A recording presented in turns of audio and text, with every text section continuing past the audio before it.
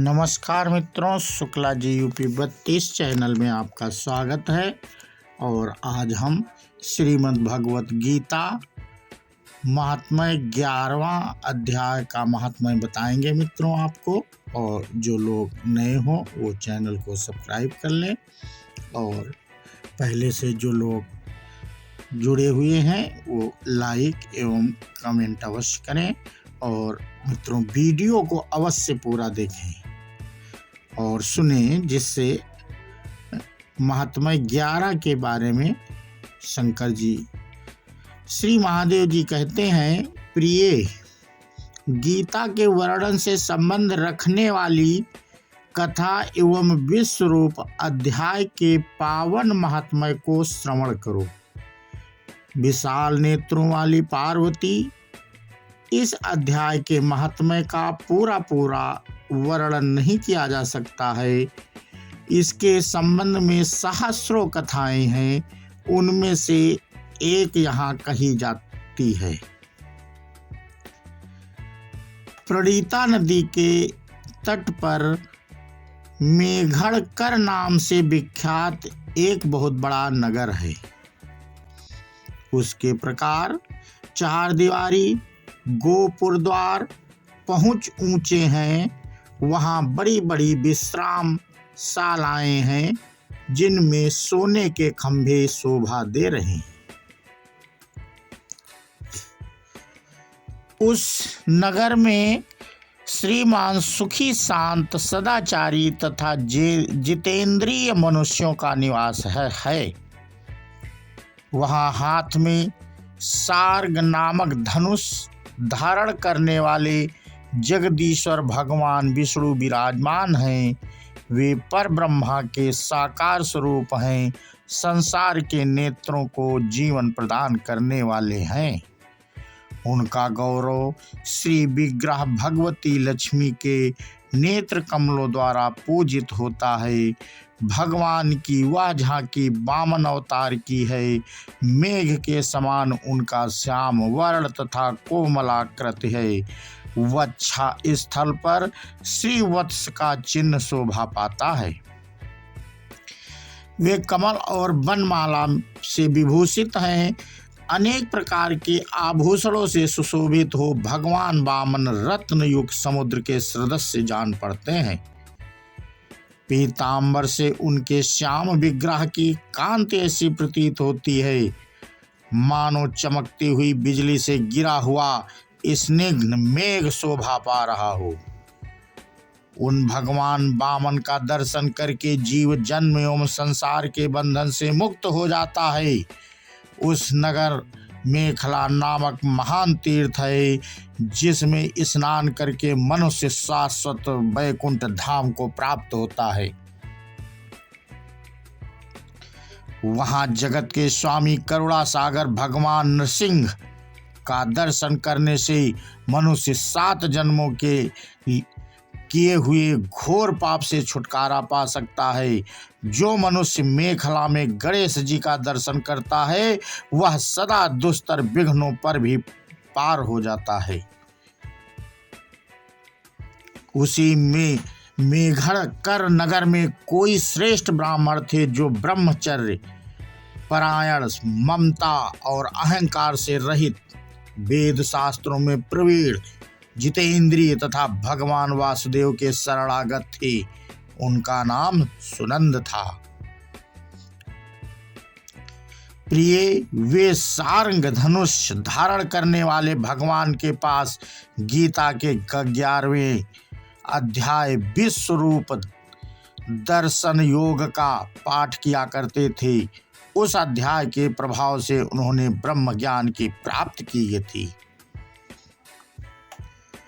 परमानंद संदोह से पूर्ण उत्तम ज्ञानमयी समाधि के द्वारा इंद्रियों के अंतर्मुख हो जाने के कारण वे निश्चल स्थिति को प्राप्त हो गए थे और सदा जीवन मुक्त योगी की स्थिति में रहते थे। एक समय जब बृहस्पति सिंह राशि पर स्थित थे, महायोगी सुंदर ने गोदावरी तीर्थ की यात्रा आरंभ की। वे क्रमशः बिरज तीर्थ, तारा तीर्थ, कपिला संगम, अष्ट तीर्थ, कपिला द्वार, नरसिंह हवन, अंबिकापुरी तथा करस्थान पर आदि क्षेत्रों में स्नान और दर्शन करते हुए विवाह मंडप नामक नगर में आए। वहां प्रत्येक घर में जाकर अपने ठहरने के लिए स्थान मांगा, परंतु कहीं भी उन्हें स्थान नहीं मिला। अंत में गांव के मुखिया ने उन्हें एक बहुत बड़ी धर्मशाला दिखा दी। ब्राह्मण ने साथियों सहित उसके भीतर जाकर रात में निवास किया। सवेरा होने पर उन्होंने अपने को तो धर्मशाला के बाहर पाया, किंतु उनके और साथी नहीं दिखाई दिए। वे उन्हें खोजने के लिए चले। इतने में ही ग्रामपाल मुखिए से उनकी भेंट हो गई। ग्रामपाल ने कहा, मुनिश्रेष्ठ, तुम सब प्रकार से दीर्घायु जान पड़ते हो। सौभाग्यशाली तथा पुण्यवान पुरुष में तुम सबसे पवित्र हो। तुम्हें भीतर से कोई लोकोत्तर प्रभाव विद्यमान है। तुम्हारे साथी कहाँ गए और कैसे इस भवन से बाहर हुए, इसका पता लगाओ। मैं तुम्हारे सामने इतना ही कहता हूँ कि तुम्हारे जैसा तपस्वी मुझे दूसरा कोई नहीं दिखाई देता। विप्रवर, तुम्हें किस महामंत्र का ज्ञान है, किस विद्या का आश्रय लेते हो तथा किस देवता की दया से तुम्हें अलौकिक शक्तियां आ गई हैं? भगवान कृपा करके इस गांव में रहो।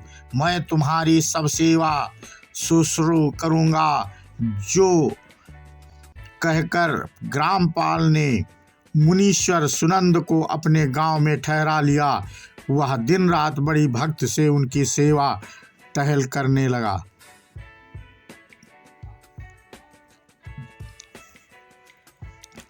जब 7-8 दिन बीत गए, तब एक दिन प्रातःकाल आकर वह बहुत दुखी हो महात्मा के सामने रोने लगा और बोला, हाय, आज रात में राक्षस ने मुझ भाग्यहीन के बेटे को चबा लिया है। मेरा पुत्र बड़ा ही गुणवान और भक्तिमान था। ग्रामपाल के इस प्रकार कहने पर योगी सुनंद ने पूछा, कहाँ है वह राक्षस और किस प्रकार उसने तुम्हारे पुत्र का भक्षण किया है? ग्रामपाल बोला, ब्राह्मण, इस नगर में एक बड़ा भयंकर नरभक्षी राक्षस रहता है। वह प्रतिदिन आकर इस नगर के मनुष्यों को खा लिया करता था। तब एक दिन समस्त नगरवासियों ने मिलकर उससे प्रार्थना की, राक्षस, तुम हम सब लोगों की रक्षा करो। हम तुम्हारे लिए भोजन की व्यवस्था किए देते हैं। यहाँ बाहर के जो पथिक रात में आकर नींद लेने लगे, उनको खा जाना। इस प्रकार नागरिक मनुष्यों ने गांव के मुझ मुखिया द्वारा इस धर्मशाला में भेजे हुए पथिकों को ही राक्षस का आहार निश्चित किया। अपने प्राणों की रक्षा के लिए ही उन्हें ऐसा करना पड़ा। तुम भी अन्य राहगीरों के साथ इस घर में आकर सोए थे, किंतु राक्षस ने उन सबों को तो खा लिया, केवल तुम्हें छोड़ दिया। द्वितोजतम, तुम में ऐसा क्या प्रभाव है, इस बात को तुम ही जानते हो। इस समय मेरे पुत्र का एक मित्र आया था, किंतु मैं उसे पहचान ना सका। वह मेरे पुत्र को बहुत ही प्रिय था, किंतु अन्य राहगीरों के साथ उसे भी मैंने उसी धर्मशाला में भेज दिया। मेरे पुत्र ने जब सुना कि मेरा मित्र भी उसमें प्रवेश कर गया है, तब वह उसे वहां से ले आने के लिए गया, परंतु राक्षस ने उसे भी खा लिया। आज सवेरे मैंने बहुत दुखी होकर उस पिशाच से पूछा, ओ दुष्ट आत्मा, तूने रात में मेरे पुत्र को भी खा लिया। तुम्हारे पेट में पड़ा हुआ मेरा पुत्र जिससे जीवित हो सके, ऐसा कोई उपाय यदि हो तो बता। राक्षस ने कहा, ग्रामपाल, धर्मशाला के भीतर घुसे हुए तुम्हारे पुत्र के न जानने के कारण मैंने भक्षण किया है। अन्य पथिकों के साथ तुम्हारा पुत्र भी अनजान में ही मेरा ग्रास बन गया है। वह मेरे उदर में जिस प्रकार जीवित और रक्षित रह सकता है, वह उपाय स्वयं विधाता ने ही कर दिया है। जो ब्राह्मण सदा गीता के 11वें अध्याय का पाठ करता हो, उसके प्रभाव से मेरी मुक्ति होगी और मरे हुओं को पुनः जीवित प्राप्त होगा। यहाँ कोई ब्राह्मण रहते हैं जिनको मैंने एक दिन धर्मशाला से बाहर कर दिया था। वे निरंतर गीता के 11वें अध्याय का जप किया करते हैं। इस अध्याय के मंत्र से 7 बार अभिमंत्रित करके यदि वे मेरे ऊपर जल का छींटा दे तो निसंदेह मेरा सांप से उद्धार हो जाएगा। इस प्रकार उस राक्षस का संदेश पाकर मैं तुम्हारे निकट आया हूँ। ब्राह्मण ने पूछा, ग्रामपाल, जो रात में सोए हुए मनुष्यों को खाता है, वो प्राणी किस पाप से राक्षस हुआ है? ग्रामपाल बोला, ब्राह्मण, पहले इस गांव में कोई किसान ब्राह्मण रहता था। एक दिन वह अगहनी के खेत की क्यारियों की रक्षा करने में लगा था। वहां से थोड़ी ही दूर पर एक बहुत बड़ा गिद्ध किसी राही को मारकर खा रहा था। उसी समय एक तपस्वी कहीं से आ निकले, जो उस राही को बचाने के लिए दूर से ही दया दिखाते आ रहे थे। गिद्ध उस राही को खाकर आकाश में उड़ गया। तब तपस्वी ने कुपित होकर उस किसान से कहा, ओ दुष्ट हलवाही, तुझे धिक्कार है, तू बड़ा ही कठोर और निर्दयी है। दूसरे की रक्षा से मुंह मोड़कर केवल पेट पालने के धंधे में लगा है। तेरा जीवन नष्ट प्राय है। अरे जो चोर, दाढ़ वाले जीव, सर्प, शत्रु, अग्नि, विष, जल, गीध, राक्षस, भूत तथा बेताल आदि के द्वारा घायल हुए मनुष्यों की शक्ति होते हुए भी उपेक्षा करता है, वह उसके वध का फल पाता है। जो शक्तिशाली होकर भी चोर आदि के चंगुल में फंसे हुए ब्राह्मण को छुड़ाने की चेष्टा नहीं करता, वह घोर नरक में पड़ता है और पुनः भेड़िए की योनि में जन्म लेता है। जो वन में मारे जाते हुए तथा ग्रंथ और व्याघ्र की दृष्टि से पड़े हुए जीव की रक्षा के लिए छोड़ो छोड़ो की पुकार करता है, वह परम गति को प्राप्त होता है। जो मनुष्य गौओं की रक्षा के लिए व्याघ्र, भील तथा दुष्ट राजाओं के हाथ से मारे जाते हैं, वे भगवान विष्णु के उस परम पद को पाते हैं जो योगियों के लिए भी दुर्लभ है। सहस्त्र अश्वमेघ और 100 बाज पेय यज्ञ मिलकर शरणागत रक्षा की 16वीं कला के बराबर भी नहीं हो सकते। दीन तथा भयभीत जीव की उपेक्षा करने से पूर्णवान पुरुष भी समय आने पर कुंभी पाक नामक नरक में पकाया जाता है।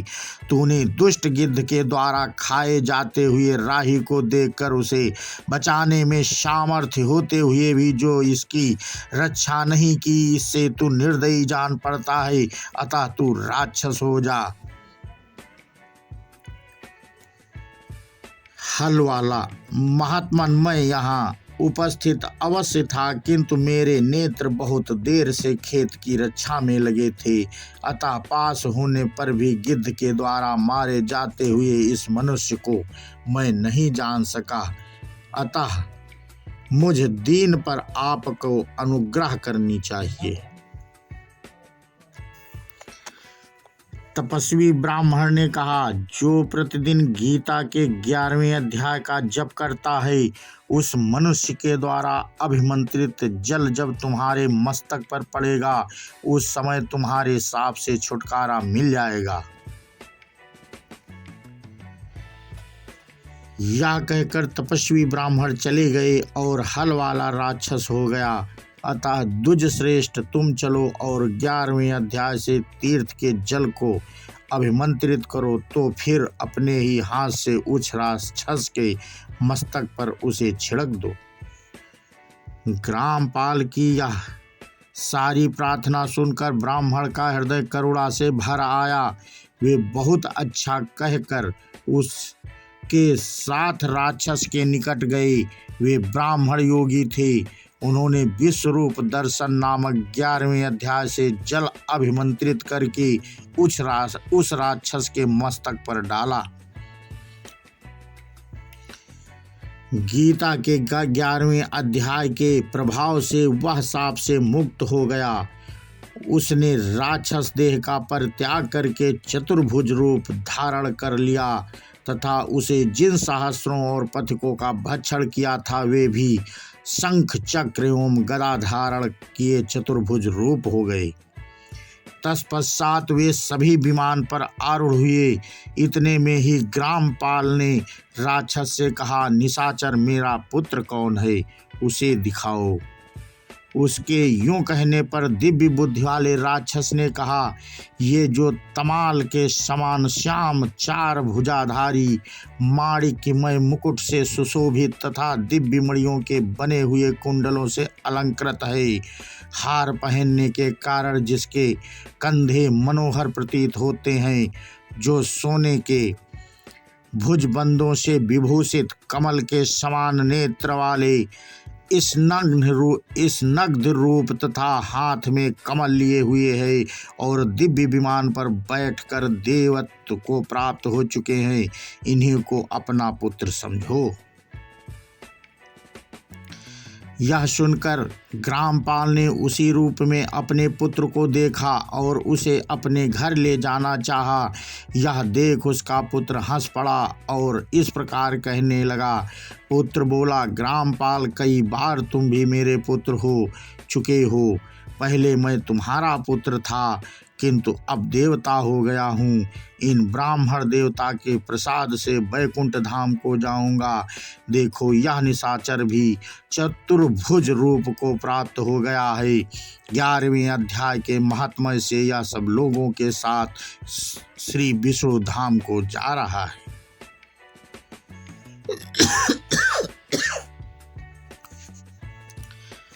अतः तुम भी ब्राह्मण देव से गीता के 11वें अध्याय का अध्ययन करो और निरंतर उसका जप करते रहो। इसमें संदेह नहीं है कि तुम्हारी भी ऐसी ही उत्तम गति होगी। तात मनुष्यों के लिए साधु पुरुषों का संग सर्वथा दुर्लभ है।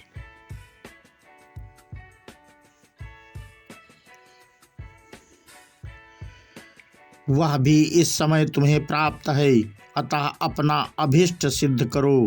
धन, भोग, दान, यज्ञ, तपस्या और पूर्व कर्मों से क्या लेना है। विश्वरूपाध्याय के पाठ से ही परम कल्याण की प्राप्ति हो जाती है। पूर्णानंद संदोह स्वरूप श्री कृष्ण नामक ब्रह्मा के मुख से कुरुक्षेत्र में अपने मित्र अर्जुन के प्रति जो अमृतमय उपदेश निकला था, वही श्री विष्णु का परम तात्विक रूप है। तुम उसी का चिंतन करो। वह मोक्ष के लिए प्रसिद्ध रसायन है। संसार भय से डरे हुए मनुष्यों की आदि व्याधि का विनाशक है तथा अनेक जन्म के दुखों का नाश करने वाला है।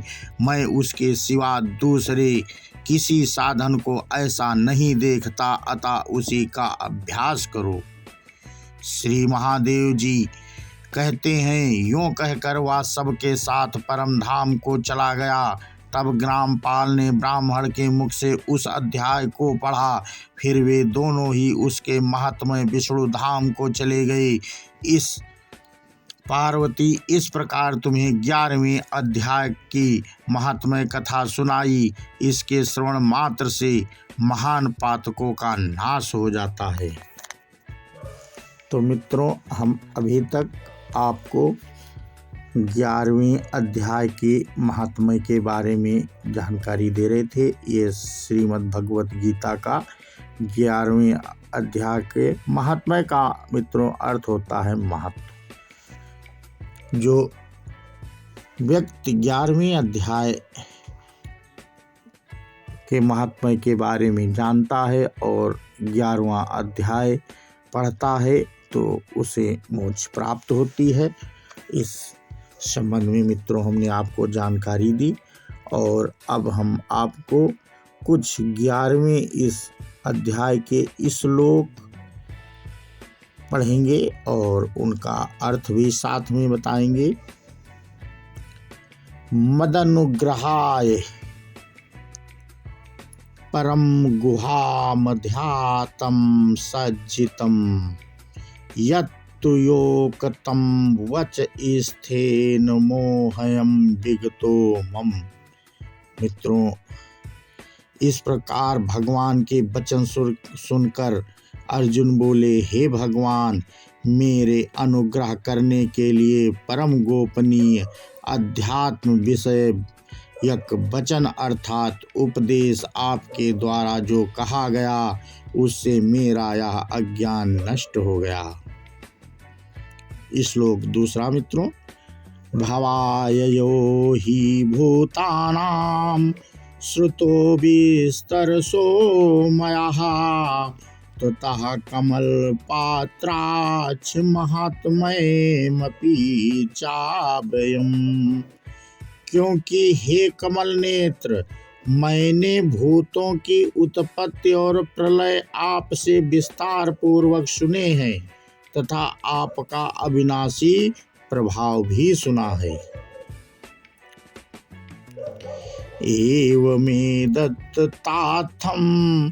त्वामात्मनं परमेश्वर द्रष्टुमिच्छामि ते रूपमैश्रम पुरुषोत्तम। हे परमेश्वर, आप अपने को जैसा कहते हो यह ठीक ऐसा ही है, परंतु हे पुरुषोत्तम, आपके ज्ञान, ऐश्वर्य, शक्ति, बल, वीर और तेज युक्त रूप को प्रत्यक्ष देखना चाहता हूँ। तो इस प्रकार मित्रों अर्जुन ने भगवान श्री कृष्ण ने कहा कि मैं आपको बिल्कुल प्रत्यक्ष देखना चाहता हूँ। तो अगले,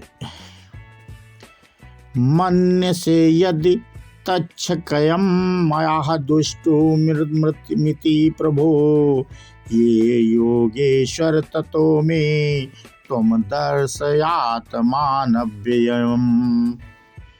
इसलिए हे प्रभु, उत्पत्ति स्थित और प्रलय तथा अंतर यामी रूप से शासन करने वाला होने से भगवान का नाम प्रभु है। मेरे द्वारा वह आपका रूप देखा जाना शक्य है। ऐसा यदि मानते हैं तो ये योगेश्वर, आप अपने अविनाशी स्वरूप का मुझे दर्शन कराइए। अर्जुन ने कृष्ण भगवान से कहा, पश्चिमे पार्थ रूपाणि शतसोऽस्त्र सहस्रशा नानाविधानि दिव्यानि नानावर्णाकृतीनि च। इस प्रकार अर्जुन के प्रार्थना करने पर श्री कृष्ण भगवान बोले, हे पार्थ, मेरे सैकड़ों तथा हजारों नाना प्रकार के और नाना वर्ण तथा आकृति वाले अलौकिक रूपों को देख। पाश्चादित्यान सुनुद्रान सिन्नो मरुत इस्तथा बहुन्याय दृष्ट पूर्वाण पश्चायाराणि भारत। हे भारतवर्षी अर्जुन, मेरे आदित्यों को अर्थात आदित्य के 12 पुत्रों को और 8 वसुओं को, 11 रुद्रों को तथा दोनों अश्विनी कुमारों को और 49 मरुदंडों को देख तथा और भी बहुत से पहले न देखे हुए आश्चर्यजनक रूप को देख। इह कस्तम जगत कृष्णम पश्चादि सचराचरम मम देहे गुणाकेश यच्चानि द्रष्टामिच्छसि। हे गुणोकेश, निंद्रा को जीतने वाला होने से अर्जुन का नाम गुणाकेश हुआ था।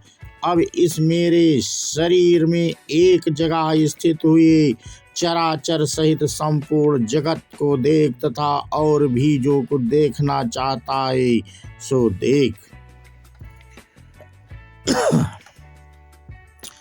ना तू मा शक्यसे द्रष्टुमनेनैव स्वचक्षुषा दिव्यं ददामि ते चक्षुषि मे योगमहेश्वरम्।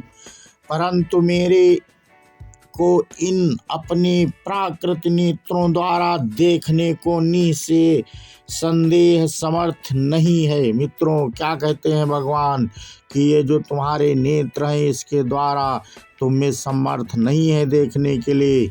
इसी से मैं तेरे लिए दिव्य अर्थात अलौकिक चक्षु देता हूँ। इससे तू मेरे प्रभाव को और योग शक्ति को देख सकता है।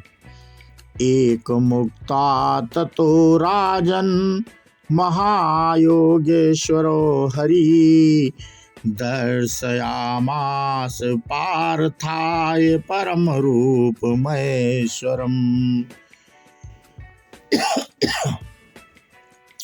संजय बोले, हे राजन, महायोगेश्वर और सब पापों के नाश करने वाले भगवान ने इस प्रकार कहकर उसके उपरांत अर्जुन के लिए परम ईश्वर युक्त दिव्य स्वरूप दिखाया।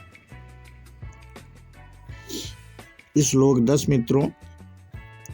अनेक वक्त्र नयन मनेकाद्रुत दर्शनम अनेक दिव्याभरणं दिव्यानेकोदतायुधम्। जब अनेक मुख और नेत्रों से युक्त तथा अनेक अद्भुत दर्शनों वाले बहुत से दिव्य भूषणों से युक्त और बहुत से दिव्य शास्त्रों को हाथों में उठाए हुए दिव्यमालयाम्बरधरं दिव्यगन्धानुलेपनं सर्वाश्चर्यमयं देवमनन्तं विश्वतोमुखं। तथा दिव्यमाला और वस्त्रों को धारण किए हुए और दिव्य गंध का अनुलेपन किए हुए एवं सब प्रकार के अनुश्रयों से युक्त सीमा रहित विराट स्वरूप परम देव परमेश्वर को अर्जुन ने देखा। तो मित्रों, हमने यहाँ पे आपको 10 श्लोक के बारे में जानकारी भी दी और अब हम अपना यहाँ पे वीडियो समाप्त करते हैं। बोलो श्यावर रामचंद्र की जय, श्री कृष्ण भगवान की जय।